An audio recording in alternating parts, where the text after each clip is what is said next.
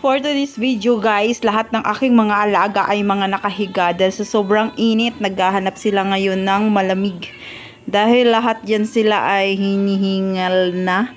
Dahil sila ay si Sophie, andun si Sophie, paupoy-upoy lang siya doon oh. For today's video, ayan, nandyan si Olap, lawit na yung dila. Si Mochi nandun, si Orange, si Mingay at si Bulak. Update kay Bulak na galing Bulacan. Ayan, malaki na siya. And nawala si Paling. Nasaan si Paling?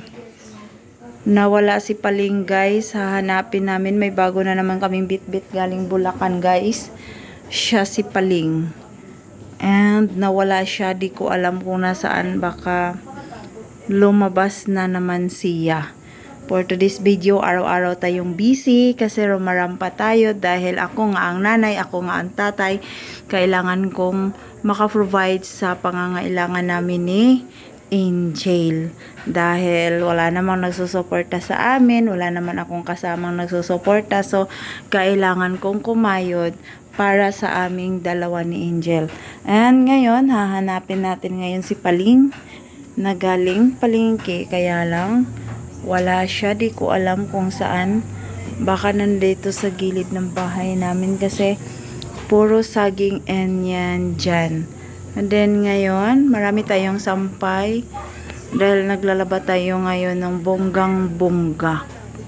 And meron tayong pintuan sa kusina pero pinipix ko muna yan. So thanks God kasi kahit papano, kahit sa matinding pagsubok na pinagdadaanan ko sa buhay, still andito ako tumayo, lumalaban pa rin para sa hamon ng buhay. So ito po yung update natin ngayon. Nagsasaing ako at wala naman kaming ulam. So ngayon magluluto ako ng tuyo.